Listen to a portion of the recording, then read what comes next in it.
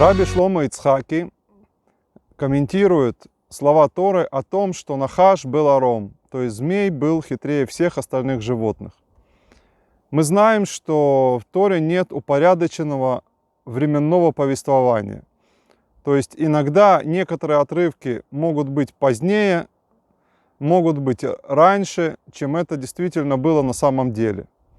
Но тем не менее, все-таки какой-то порядок в Торе есть.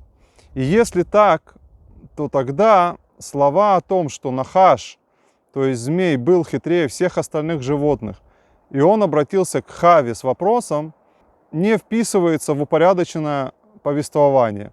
Дело в том, что предыдущее предложение говорило о том, что Адам и Хава были нагие и этого не стеснялись. По идее, следующим предложением должно было быть повествование о том, что Всевышний дал им одежды. И как раз эти слова о том, что Всевышний сделал им одежды, Раши тоже комментирует чуть позже. И говорит о том, что у них была одежда, которая выглядела или как некий пух или шерсть, или как некие гладкие пластины, похожие на ноготь. Но тем не менее, такая одежда была дана Всевышним Адаму и Хаве. Это кроме тех одежд, то есть тех набедренных повязок, которые они сами себе сделали из листьев древа познания добра и зла, после того, как они согрешили. То есть у них было две одежды.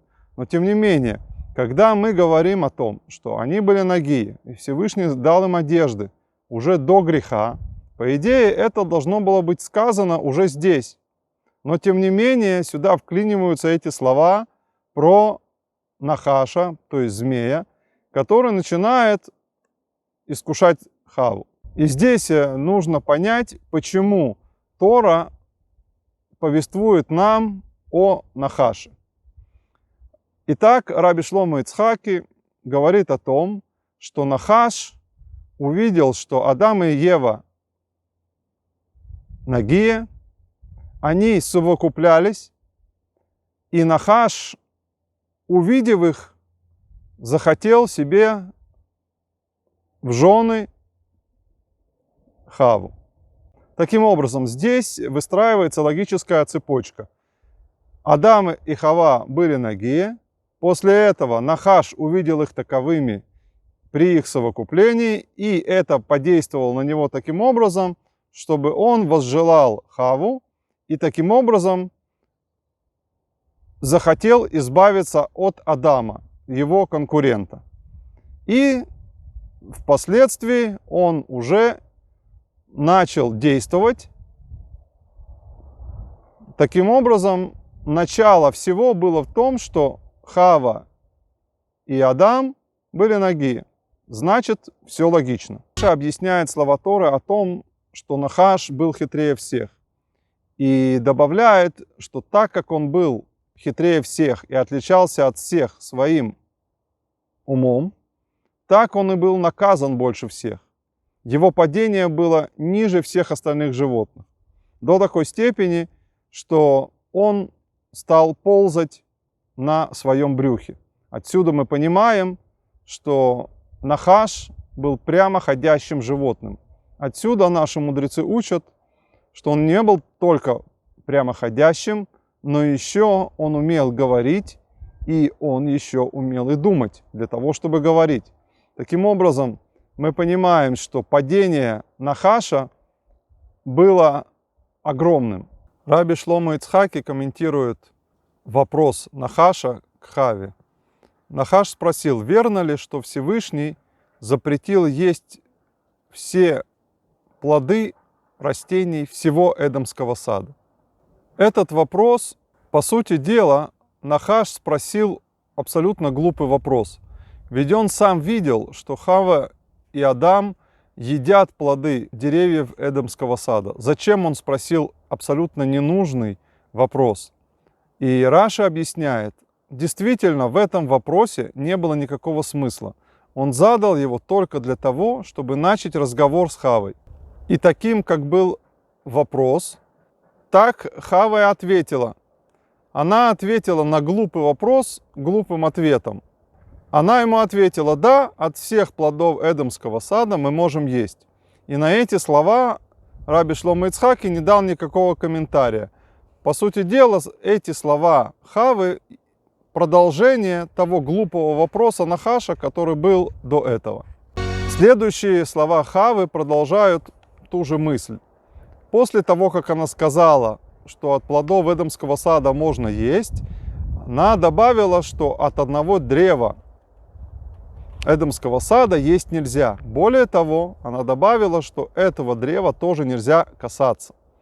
И Раби Шломо Ицхаки здесь комментирует эти слова и говорит, что Хава вместо того, чтобы сделать лучше, сделала хуже. Как известно, правило Талмуда, что каждый, кто добавляет ненужное, по сути дела, мешает или вредит. Для того, чтобы понять слова Раби Шломо Ицхаки, нужно понять общее правило в Торе. Всего у нас есть 613 заповедей. К этим заповедям нельзя ничего добавлять. Эти заповеди были даны на горе Синай Богом, и ни один человек, даже пророк, даже раввин, не могут к ним ничего добавить. Но и раввин, и пророк могут добавить определенные постановления, которые идут от них самих. То есть, если пророк видит, что для соблюдения 613 заповедей нужно сейчас сделать некое постановление, которое даст новый запрет в поведении, или наоборот, разрешит определенные действия, то если он говорит: я это делаю от себя для того, чтобы соблюсти все остальные заповеди, и это будет или временное, или постоянное явление, то здесь мы обязаны слушаться мудрецов или пророка. Например, пророк Илияу разрешил жертвоприношение на горе Кармель, хотя это в принципе запрещено Торой, но он это сделал от себя и сказал о том, что это было временное явление по указанию Творца для того, чтобы прославить его имя. Но опять же, все 613 заповедей остаются в своей силе. Или, например, нам запрещено зажигать огонь в субботу, но мудрецы от их мнения постановили, что нельзя трогать даже спички, чтобы человек не ошибся и случайно не зажег огонь. Это закон называется законом мукцы. То есть не только нельзя зажигать огонь, но и нельзя трогать спички. Здесь есть и заповедь, и есть здесь постановление мудрецов. Таким образом, когда Хава сказала, что нельзя есть плод Эдемского сада и нельзя трогать это дерево, она нарушила тем самым правила Торы. Если бы она сказала: нельзя есть плод Эдемского сада, и я решила не трогать это дерево для того, чтобы случайно не съесть этот плод, тогда она бы сделала правильно. Но в данном случае она ошиблась. Вопрос, ошиблась ли она сознательно, то есть для того, чтобы показать Нахашу, что она полна решимости не есть плод Эдемского сада и даже полна решимости его не трогать, это одно. Но, может быть, она ввела себя в заблуждение сама, или была введена в заблуждение Адамом, или просто не знала. И тогда действительно она думала, что нельзя есть и плод Эдемского сада, и нельзя трогать это древо. Нахаш ответил Хаве: вы не умрете. Причем слово «не умрете» он употребил дважды. Смертью не умрете. Ло мот темутун. Причем он не ограничился только словами. Раби Шломо Ицхаки комментирует эти слова и говорит, что Нахаш не просто сказал, но еще и сделал действие. И действие было в том, что он подтолкнул Хаву к этому дереву, и не просто подтолкнул, а толкнул ее так, чтобы она дотронулась до этого дерева. Таким образом, Хава не только услышала слова Нахаша о том, что она не умрет, она еще и убедилась на собственном опыте, что смерть к ней в тот момент не пришла. Таким образом, слова Нахаша оправдались. действительно, в тот момент, когда она дотронулась до дерева, не умерла. И если эти слова Нахаша оправдались, то, естественно, она поверила тому, что если она съест плод древа познания добра и зла, она тоже не умрет. После того, как Нахаш подтолкнул ее к дереву, он ей сказал, что Бог ненавидит конкурентов, и поэтому он запретил им есть древо познания добра и зла. Таким образом, Раби Шломо Ицхаки говорит о том, что Нахаш, по сути дела, показал Хаве, что Бог — это еще одно творение, которое существует в этом мире. Так же, как и Нахаш борется за свое существование, так же, как и Хава и Адам хотят жить, так же и Бог. И он, по сути дела, защищает свое существование тем, что не дает им есть от плода древа познания добра и зла. То есть Нахаш внес некую коррективу в ее желание попробовать плод древа познания добра и зла. Это не просто попробовать плод, это еще и некая попытка доминировать в этом мире.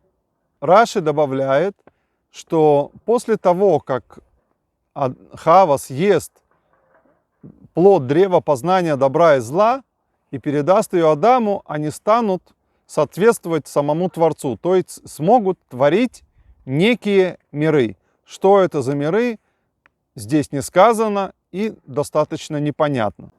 Увидела женщина, что этот плод ей приятен, и он хорош для того, чтобы нечто понять, съела его и дала своему мужу Адаму. И здесь Раби Шломо Ицхаки спрашивает такой вопрос. Что же она такого увидела в этом дереве, и что было приятно ей для глаз, и что она думала, поймет после того, как съест этот плод? И более того, он задается вопросом, зачем Хава дала Адаму этот плод. Ладно, она только съела его сама, она послушалась змея, но она не только съела, но еще и дала своему мужу. И так и увидела. Что же она увидела? По сути дела, не имеется в виду, что она что-то новое увидела, что не могла до этого рассмотреть. Имеется в виду, что она поверила словам Нахаша. Второе. Этот плод вожделен для глаз. То есть слово «таава» говорит о некой страсти, не связанной с интеллектуальным восприятием. Хочу и все. То есть когда человек попадает в руки этой страсти, уже его собственный интеллект или какие-то интеллектуальные уговоры его не обуздают. И здесь как раз используется это слово «таава». То есть Хава пошла за своими глазами, так сказать, и хотела попробовать этот плод. Также сказал ей Нахаш, если она попробует этот плод, откроются ее глаза. Веатов аэцле аскиль. То есть это дерево пригодно, или этот плод пригоден для того, чтобы что-то понять. А что она могла понять? И Раши комментирует, она могла понять, как творить миры, то есть уподобиться Богу. Раши комментирует слова «дала она этот плод своему мужу Адаму». Для чего? Для того, чтобы, если она умрет, Адам не взял в жены другую женщину. И это абсолютно непонятно. И непонятен также и комментарий Раши. Так как он очень краток, нам придется его немножко развернуть в соответствии с другими объяснениями наших мудрецов. Итак, во-первых, в Торе не написано, что она была уверена в своей смерти. Откуда же она могла это знать и откуда она могла предполагать, что она умрет? Так вот, в других местах, в Мидрашах, говорится о том, что действительно смерть к ней не пришла после того, как она съела этот плод. Но, как только она его вкусила, к ней спустился ангел смерти, и она поняла, что смерти ей не избежать. То есть реально смерть не наступила, но она к ней приблизилась, и она ощутила, можно сказать, ее холод всем своим телом и всей душой.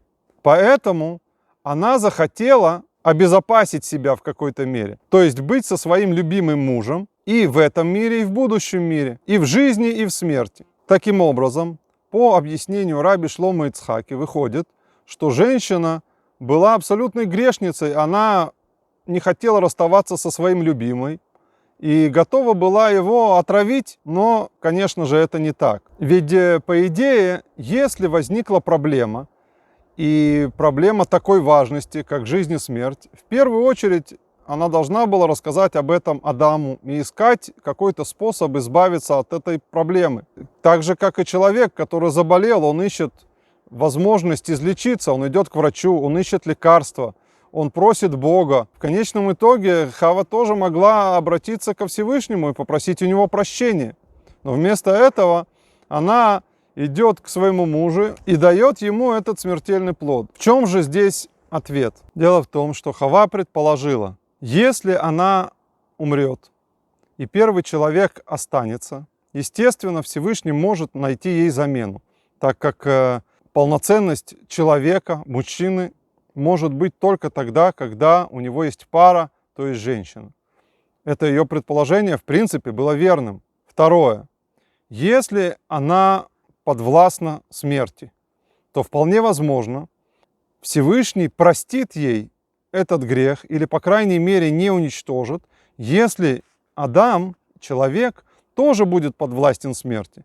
То есть Всевышнему придется уничтожить полностью человечество, если он решит наказать их смертной казнью за то, что они попробовали этот плод. Получается, она дала этот плод человеку для того, чтобы выжить. Но так как она не была уверена, что это действительно произойдет, она дала на всякий случай этот плод также и всем животным, и даже птицам. Это Раши учит из слов «также». То есть и также она дала первому человеку, который был с ней. Вот это слово «также» в данном случае показывает нам, что кроме первого человека был еще кто-то. Таким образом, она пыталась обезопасить себя. И все выстраивается в логичную цепь. Она пыталась выжить, и поэтому дала этот плод своему мужу.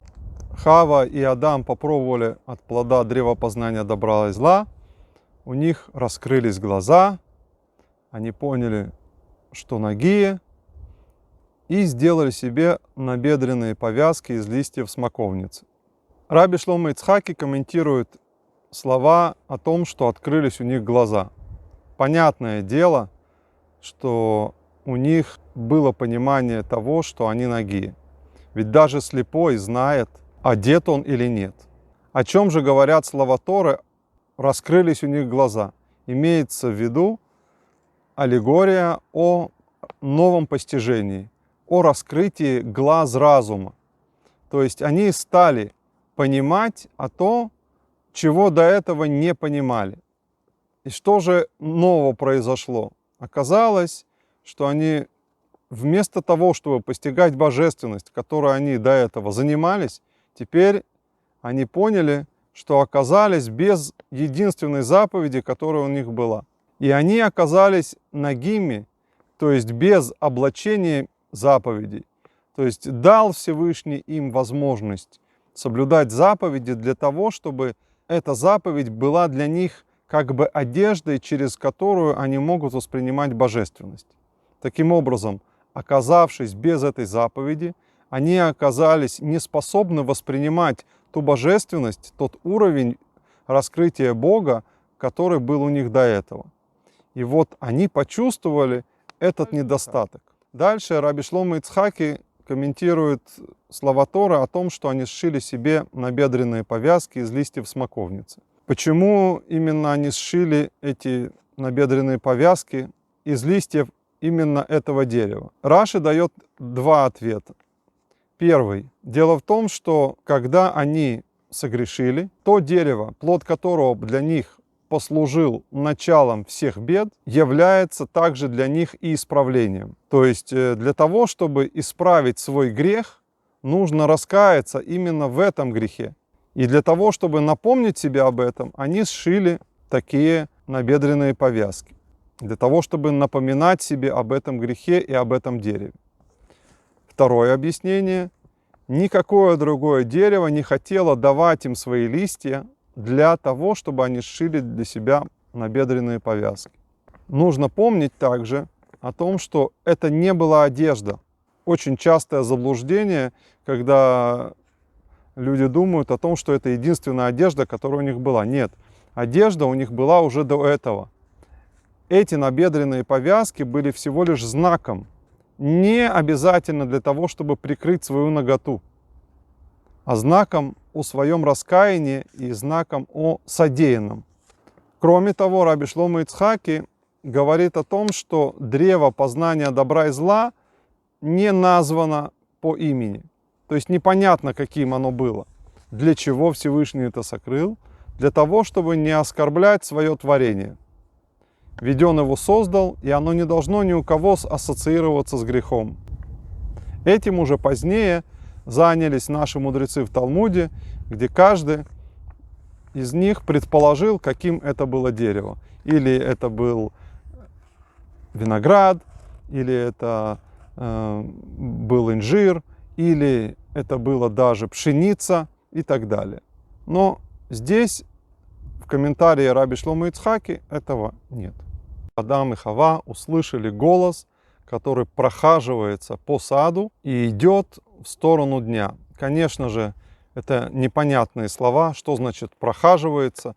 По идее, должно было быть написано разносится. И в принципе даже не важно, каким образом этот голос расходится по всему Эдемскому саду. Главное, что они его услышали. Кроме того, непонятно, почему этот голос идет из стороны в сторону, и какая, в принципе, разница, откуда и куда он идет.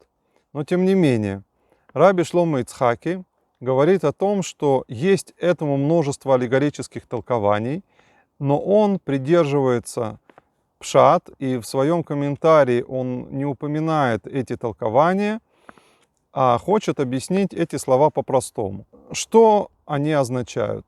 В самом простом понимании они услышали то, что Всевышний говорит, то есть было раскрытие шхины, божественного присутствия по отношению к ним. Можно сказать, это как вид божественного раскрытия для пророка. Голос, разносившийся в сторону дня, означает то, что он шел с востока на запад, так же, как солнце восходит на востоке и заходит на западе. Так как они согрешили в 10-м временном часу, поэтому это уже после полдня, солнце заходит, и отсюда голос разносился в эту сторону. Адам и Хава услышали голос, который прохаживается по саду и идет в сторону дня. Конечно же, это непонятные слова. Что значит прохаживается? По идее, должно было быть написано разносится. И в принципе даже не важно, каким образом этот голос расходится по всему Эдемскому саду. Главное, что они его услышали. Кроме того, непонятно, почему этот голос идет из стороны в сторону, и какая, в принципе, разница, откуда и куда он идет.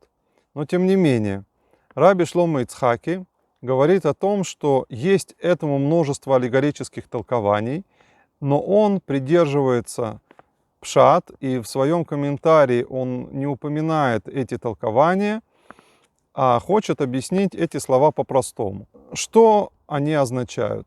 В самом простом понимании они услышали то, что Всевышний говорит, то есть было раскрытие шхины, божественного присутствия по отношению к ним. Можно сказать, это как вид божественного раскрытия для пророка. Голос, разносившийся в сторону дня, означает то, что он шел с востока на запад, так же, как солнце восходит на востоке и заходит на западе. Так как они согрешили в 10-м временном часу, поэтому это уже после полдня, солнце заходит, и отсюда голос разносился в эту сторону. Всевышний воззвал к человеку со словами «Где ты?» Аека. То есть это непростые слова. Для поиска человека и выяснения его местоположения есть другое слово «эйфо». Но здесь говорится «аеко», то есть есть некий намек на какую-то глубину. не просто где ты, а есть еще и глубинная подоплека.